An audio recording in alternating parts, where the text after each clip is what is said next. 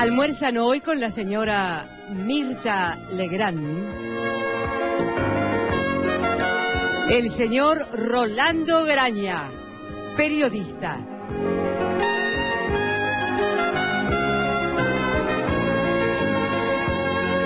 La señora Juana Nora vivió en Beirut y debió ser evacuada.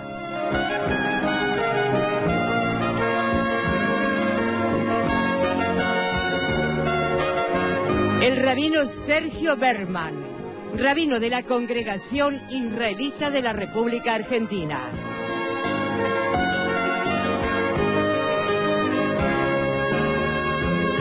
Sheikh Mohsen Ali, director de la Casa para la Difusión del Islam. Con nosotros, la señora Mirta Legrand. Bueno, en primer lugar les agradezco muchísimo que hayan venido. Muchas gracias, Juana. Sé que ha llegado hace pocos días a la Argentina de vuelta, ¿no? Sí. ¿Después de cuántos años? Después de 13 años. 13 años. Viviendo en Beirut. En Beirut, ajá. ¿Quién los repatrió? ¿La Embajada Argentina los trajo de vuelta? Fue una misión conjunta organizada por Chile, y Argentina. ¿Cuántos llegaron? ¿Cuántos argentinos? Éramos 12 argentinos. Salimos 14 de Beirut porque estaba mi hija y su marido. Ah, sí. Que desde Damasco, desde Siria, viajaron a El Cairo. Ah, se fueron al Cairo, ajá. Para mantenerse más cerca y tratando de ver cómo evolucionaba todo. Claro. ¿Usted quería bendecir la mesa? Sí, agradecer Sergio, la oportunidad de estar juntos y sobre todo, a pesar de los acontecimientos, poder hacer la bendición, bueno, decir el bien que podemos compartir. ¿Cómo no? ¿Qué debemos hacer? Amén. Partimos y compartimos el pan, que es, verdad, una señal. ¿Lo tenemos que hacer nosotros también? Universal. No, es el mismo pan. ¿No? Mismo. Sí, recuerdan que en la última cena, que era una celebración de la Pascua, se partió el pan y ahí está.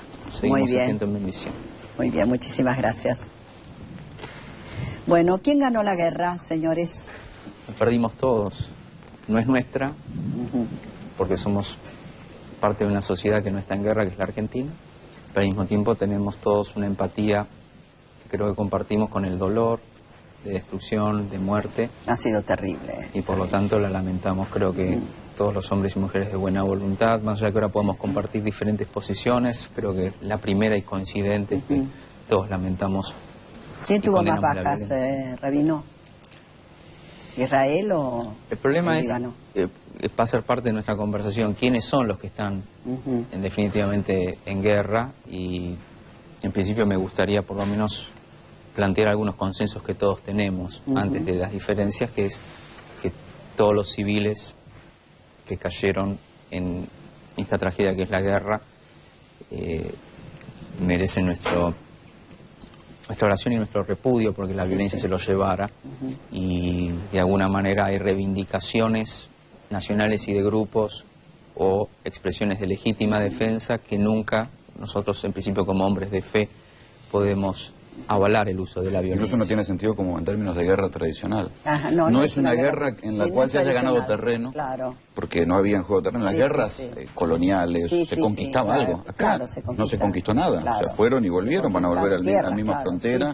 Es otra cosa. Y además tampoco es una guerra de ejércitos, es una guerra donde se combate, y se combate entre las poblaciones civiles. No es convencional, desde luego. ¿Y qué es el Hezbollah exactamente? ¿Nos puede explicar usted, Sheikh? Hezbollah es varias cosas. Es un movimiento político que tiene representantes parlamentarios y recordemos que Líbano estuvo invadido. Recién en el año 2000 se va el ejército israelí del Pero avanzó sur de mucho Líbano. desde entonces. El Líbano avanzó muchísimo desde el punto de vista socioeconómico. Por supuesto, y va a volver a renacer como el ave fénix, porque la verdad que esto es milenario, fue invadido por decenas de ejércitos y naciones y siempre renació, y lo vamos a tener muy bien dentro de poco. Si un lugar magnífico. Un lugar magnífico. Inclusive Hezbollah se comprometió en la reconstrucción del Líbano. Pero Hezbollah hoy se lo puede ver desde muchos lados. Pienso que es el movimiento que le ha devuelto el orgullo a la nación árabe. Se habla que desde la época de Nasser no hay un líder tan fuerte y carismático como el jefe de Hezbollah, que fíjese, no solamente ha librado una guerra de resistencia, sino que hoy ya está comprometido en rehacer al Líbano, ¿no es cierto? Ha prometido ayuda para reconstruir las casas, los colegios, los hospitales, todo lo que fue destruido, los puentes. Pero se ha dicho mucho que el Hezbollah tuvo mucho que ver, ¿no?, con la tragedia de nuestro país, de la embajada israelí y del... Bueno, allí está el juez Galeano. Yo creo que esto ya prácticamente cada vez menos gente lo compra. Ahí está el juez Galeano dando explicaciones. Se ha metido tantas cosas en el caldero. Ya es cada vez menos creíble. Hay dirigentes de Hezbollah que tienen pedido de captura. Hay dirigentes de Hezbollah, pero no están imputados en la causa. No... ¿Tienen pedido de captura? No, ya no, Rolando. Sí, hay uno famoso. Tiene pedido de captura, es el jefe operativo de Hezbollah. Ya no pedido de tienen. captura... Ya no lo tienen. Hasta donde yo sabía, cuando cae, a ver, se lo digo con la lamentable autoridad que nos da haber sido periodísticamente los que más descreímos de la investigación del juez Galeano, que para mí, digamos, para mucha de la gente que trabajó conmigo, fue un caso de encubrimiento de Estado, por motivos que nunca sabremos, digamos, si era para tapar a Menem o para qué, pero...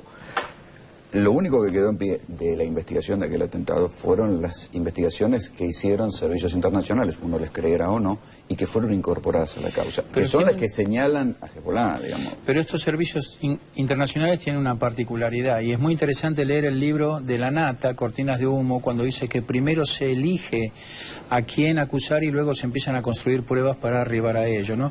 Estos servicios internacionales son los históricamente opuestos a la nación árabe y al Islam, que son la Mossad y la CIA, pero ese es un tema que realmente hay que dejarlo a los especialistas. Yo no le estoy esquivando el bulto, a mí me parece que nosotros tenemos que hablar, especialmente coincidimos... Yo constaté que Hezbollah allá es un movimiento nacional. ¿Cómo se llama uno que estaba en Río? Nasrallah es muy popular, digamos. Uno que estaba en Brasil, que lo estaban buscando.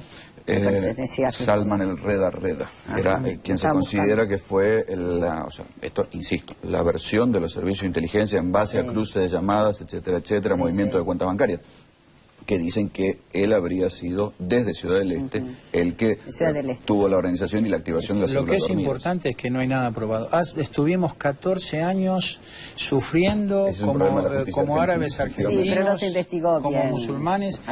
Cada vez que veían una barba, bueno, yo tuve el teléfono pinchado, mi basura no se la llevaba Cliva, se la llevaba un autito particular, y lo debo tener pinchado todavía al teléfono. ¿Está mal todo eso? No, es más, nosotros estamos favorables a que se investigue, pero se investigó en una sola dirección y ahí tenemos el asunto. Galeano dando cuentas porque realmente es un desastre el desarrollo de la causa. Ha sido muy cuestionado el juez Galeano, ¿no? Por supuesto, y bueno, y ahí tenemos las consecuencias. Nosotros queremos que se investigue. Pagarle a Tejeldí, y una cosa que decimos, ¿400.000 le pagó? 400.000. Con mucho respeto. No es que fue un testigo de identidad encubierta o un testigo al cual se le pagó para que cuente la verdad, para que mienta, para que lleve la investigación a un callejón sin salida. Bueno, justamente eso digo, después de las víctimas a quienes nosotros honramos, de hecho hay filmaciones donde yo estoy acompañando el dolor de AMIA con la gente de AMIA en la calle, ¿no? Hemos participado de estas manifestaciones de dolor y de reclamo de justicia. Así que después de las víctimas y sus familiares, creo que somos los primeros interesados en que se conozca la verdad. A mí me gustaría en esa línea continuar lo que Moshen plantea, que tenemos que diferenciar lo que es la comunidad árabe y el Islam, particularmente en la Argentina, de aquellas conexiones e hipótesis que se investigan respecto al tema del atentado. Es importante que no sean nuestros hermanos musulmanes los que tengan que permanentemente decir que no se puede generalizar, como a veces pasa, que todo terrorismo es islámico. Eso nos corresponde a nosotros plantearlo. Más allá de las objeciones, que me parece que también está claro en lo que se está conversando respecto a Hezbollah, lo que representa tanto por sus acciones, que por un lado son de orden participativo en la realidad del Líbano y con muchísimas... Pero discúlpeme, el Líbano tiene su ejército, ¿no? Sí, bueno, de hecho la problemática que tenemos nosotros, y yo creo que en esa línea, por lo menos lo que ya estamos planteando acá, deja claro nuestras diferencias respecto a que nadie puede reivindicar, y en este punto yo creo que no me quisiera extender porque nosotros no somos analistas ni de investigaciones ni geopolíticos, somos hombres de fe, pero tenemos diferencias muy claras respecto a lo que significa ser parte de un sistema democrático, ser parte de un proyecto de acción y ayuda social y al mismo tiempo sostener acciones que tienen que ver con el terrorismo Hablando internacional. de ayuda social, ¿el Hezbollah no nace así como ayuda, una especie de ayuda social, de colaboración? Nace así en el año 1982, ¿no? Un poco antes, en el 82 ya se estaba organizando. Y bueno, la realidad de ver su país invadido con un ejército diezmado, no se olviden que el Líbano tuvo 15 años de guerra civil, entonces tuvieron la necesidad de constituirse en brazo armado como resistencia a la invasión israelí. Bueno, eso es lo que repudiamos, en el sentido de que una cosa es el contexto de la invasión israelí y otra cosa es salir de las fronteras, de las zonas del conflicto y a través del terror pedir reivindicaciones. Yo puedo acordar con Moyen que esto todavía, por las deficiencias de la justicia argentina, nos trae problemas a todos, porque seguimos hablando de hipótesis cuando ya a esta altura podría estar corroborado. Acá hubo determinadas hipótesis, determinadas participaciones que nos dejan a nosotros confrontados porque no se hizo justicia. Pero ahí es donde nosotros tenemos estas diferencias respecto... ¿Y por qué cree que no se hizo justicia, Rabino? Bueno, yo creo que todos, en ese sentido... Nos quedamos a desayunar, Mirta. Sí, nos quedamos a desayunar, empezamos. Desde el punto de vista conceptual, la impunidad es una estrategia, no es un error o una ineficiencia. Entonces lo que nosotros tenemos que revisar es por qué se sostiene una zona de impunidad y por qué no hubo voluntad política para llevar eso hay detrás de todo eso. Cada vez que hay un escándalo inmenso, se activa una maquinaria de encubrimiento de Estado. Que uno puede pensar, la dictadura con los desaparecidos activó una inmensa maquinaria de encubrimiento de Estado. No solo el terrorismo de Estado, sino de encubrimiento. Borró las listas, borró los microfilm, perdió todo. En algunos casos pasó lo mismo. En el caso del estallido de la fábrica de armas Río Tercero pasó lo mismo. Se mintió judicialmente en un caso de encubrimiento de Estado hasta que después, años después, se comprobó que había sido un atentado. En el caso de la AMIA es el otro gran caso de encubrimiento de Estado. Lo que no se sabe es por qué. ¿Qué debía esconder el gobierno menemista para esconder eso? Donde había 86 muertes. Yo tengo una conjetura que es lo que, conjetura de muchos analistas internacionales, que ahí lo que hay es una deuda por energía nuclear a Irán. A Irán. Exactamente. Había tratativas por energía nuclear y esa deuda quedó impaga y a partir de ahí me parece que se desencadenó una lógica de pase de facturas o de algo que a uno se le escapa. Pero esto es una hipótesis. Un alto costo, es una hipótesis pura. ¿Usted piensa igual? ¿Usted piensa igual, Moyen? No, por el contrario. Yo, aún en el disenso tengo que tener la honestidad intelectual de decir que yo reivindico al Hezbollah y lo asimilo, por ejemplo, a los criollos nuestros que en 1806 y 1807 resistían la invasión de alguien que venía por sus tierras. No es ningún es una zona, es una guerra que también se da hasta por el agua, es una zona donde no hay agua. Y no es ningún secreto, por ejemplo, que el 66, lo leí en Clarín, esto yo no lo puedo inventar, ¿no? El 66% del agua que utiliza Israel es sacada del río Litani y del sur del Líbano. Por eso desalinizaron, ¿no? El mar de los israelíes, ¿no? Se está trabajando y ojalá que se solucione pronto. Costó fortuna. Hay que hacer hincapié en algo, ¿no? Musulmanes y judíos, y yo desafío a los profesores de historia a que nos digan a ver cuándo hemos peleado, cuándo nos hemos matado unos y otros. ¿No son guerreros ustedes? ¿El Hezbollah no es guerrero? No, pero él no es Hezbollah. No es Hezbollah. Y aunque él lo reivindica, pero no es. No soy Hezbollah, pero usted lo reivindico la lucha. Está bien. Pero igual yo podría ser, o si estuviese en Líbano podría ser un Hezbollah, pero sí, porque le digo, yo creo desde ¿de dónde vienen las armas? ¿Qué país los ayudan, por ejemplo? Honestamente no conozco eso, pero sí ¿No conoce de verdad? No, de verdad, yo vengo acá con Dios como testigo a hablar la verdad. Sí. O al menos mi verdad. Yo reivindico esta resistencia porque la creo justa y porque la creo digna. Es más, hasta hay diferencias entre Hezbollah y Hamas por la forma en que Hamas ataca a veces objetivos civiles. El Hezbollah no ha atacado nunca objetivos civiles y menos fuera de Líbano.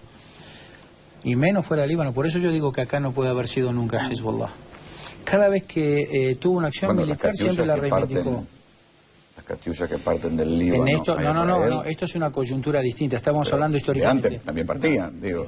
Las Catiusas no son nuevas, que yo sepa. Muy bien, Rolando, y esto vamos a decir, vamos a hablar la verdad. Yo le digo que sí, que es los misiles. Son misiles de bajo alcance, que no son teledirigidos, o sea que uno los dispara como un mortero tradicional y que cruzan la frontera. A ver, Mirta, Un detalle que a nosotros nos llama la atención como argentinos cuando uno va ahí es el tamaño